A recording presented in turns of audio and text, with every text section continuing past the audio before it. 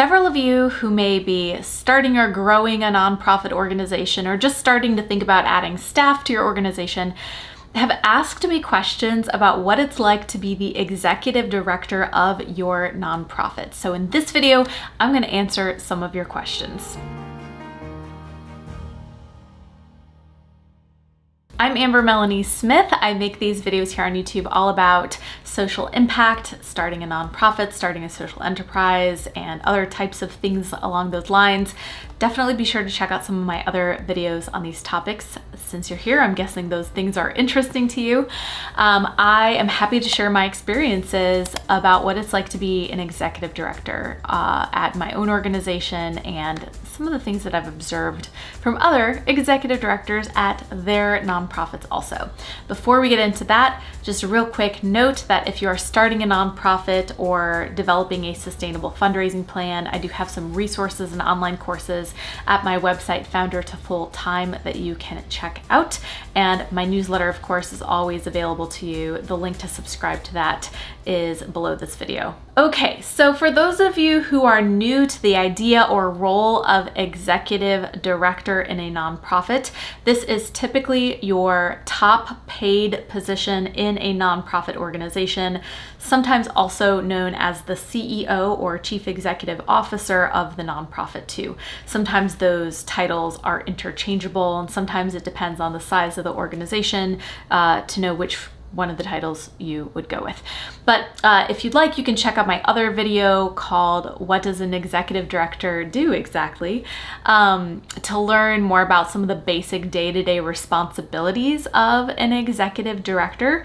But like I promised, we're gonna get into a couple of your specific questions that you all as viewers have had and sent to me. So let's get into those now. And of course, I picked these because I thought to myself when I read these, you know, probably more of you have this same question, and so I thought it would be a great sort of universal inquiry that I could share the answer to with several of you. All right, so the first question I have is from Jason, I think. And the question is, can the executive director also be the board chair? And it's a two-part question. The second part is, and can the executive director be an unpaid position until there is enough budget to pay them? So for the first part of this, can the executive director also be the board chair?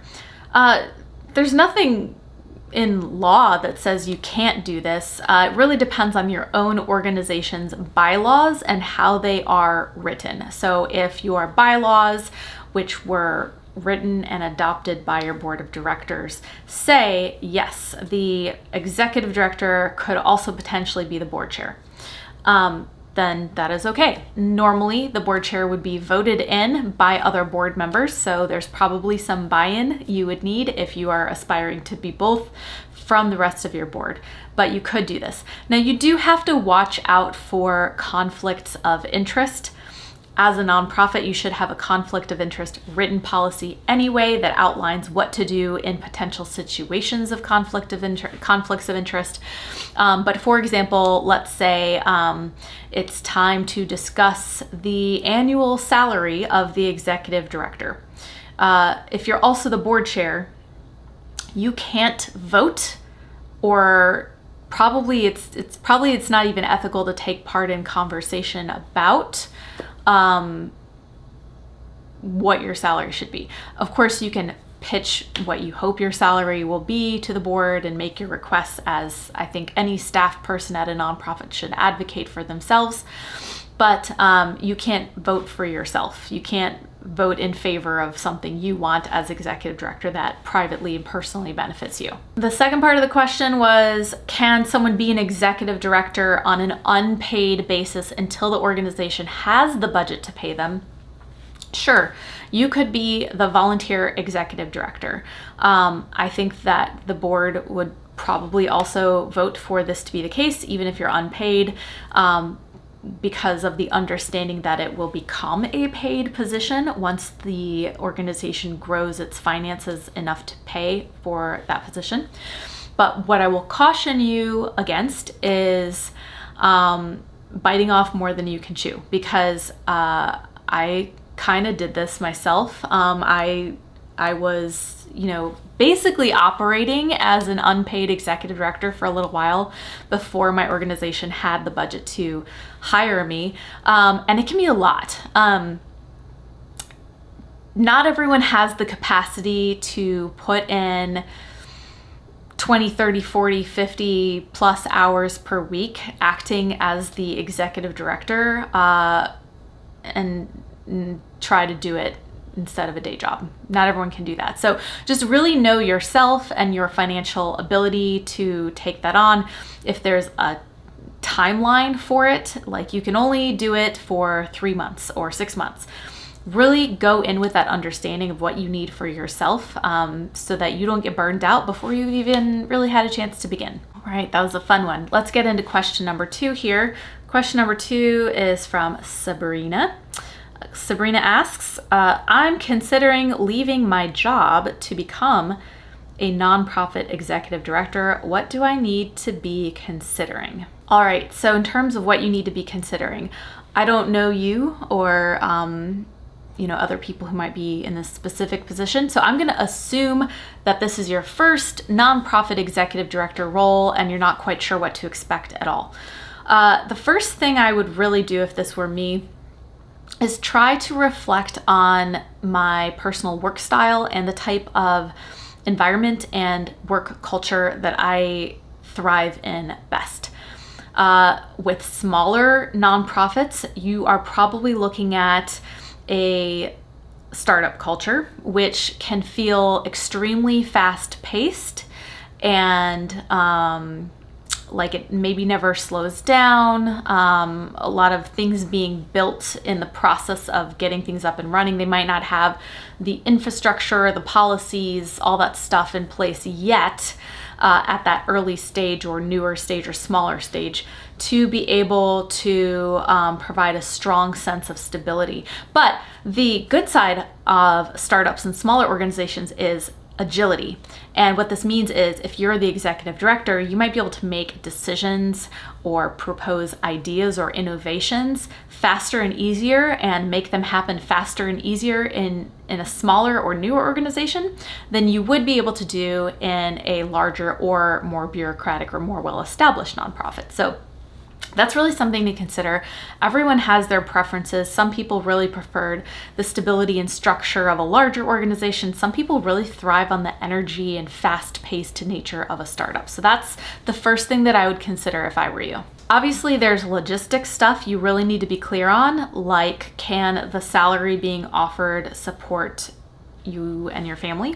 Can you afford to take the position?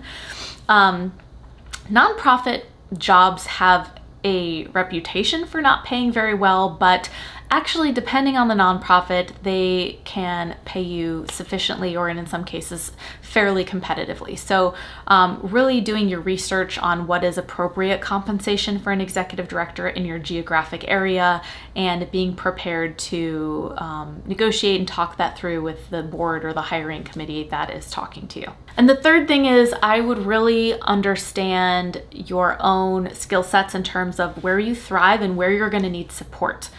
For example, I know of myself that I prefer to focus on the vision, the big picture, the innovation, the exciting stuff like that, and the fundraising and the relationships and the outreach and public speaking.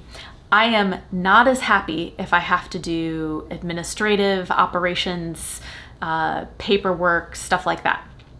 So I have an amazing person who supports that part in the organization. But figuring out what other people are in place on the team already and what are their strengths and are your strengths going to complement their strengths?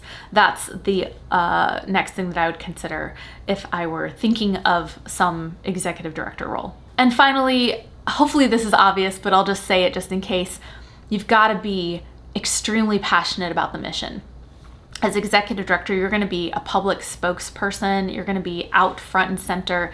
You've got to know what you're talking about with the mission, and you've got to be able to represent the cause well and get everyone around you excited about it also. All right, question number 3. Cynthia asks, how long after starting a nonprofit before the executive director can be a paid position. Cynthia, this depends on a lot of different factors. The organization and its funds have to be in place, of course, in order to pay an executive director. So first, you got to have your budget. You've got to know how much does the organization need to raise in order to be able to afford an executive director, and how far off are you from that number as it stands right now. If you're starting from scratch and you know that you need to pay your executive director, I'm just making up a number here, $70K, looking at your revenue streams, looking at the money that you potentially are able to bring in now, and doing an extrapolation, a projection of how long it's going to take you to raise that amount of money, in addition to the organization's other expenses, because you can't just pay for an ED's salary. You also have to pay for payroll taxes and services, insurance for that person, potentially their benefits, and stuff like that. So the answer is it depends on how fast your organization is fundraising. And once you have the money in place, is your board ready to go ahead and hire that person as the executive director? All right, question number 4 is, let's see, this is from username that includes the name Justin. So I'm going to say that's your name, Justin. How hard is it to balance starting a nonprofit and being an executive director while going to school? So a few of you, if you've watched several of my videos, you might know that I did do a lot of my nonprofit work while I was still in college. And I will tell you, it was a lot of work, and I don't necessarily recommend it. I was doing full-time school and doing kind of like part-time / full-time of the nonprofit work, basically on an unpaid basis at that point, because we hadn't grown quite enough to be able to afford to pay a salary for an ED.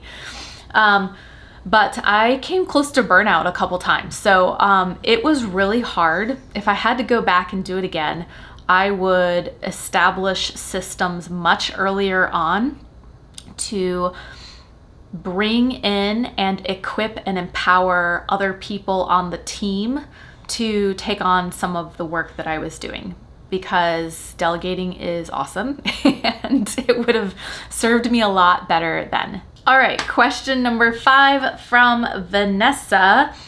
Does the founder have to be the executive director?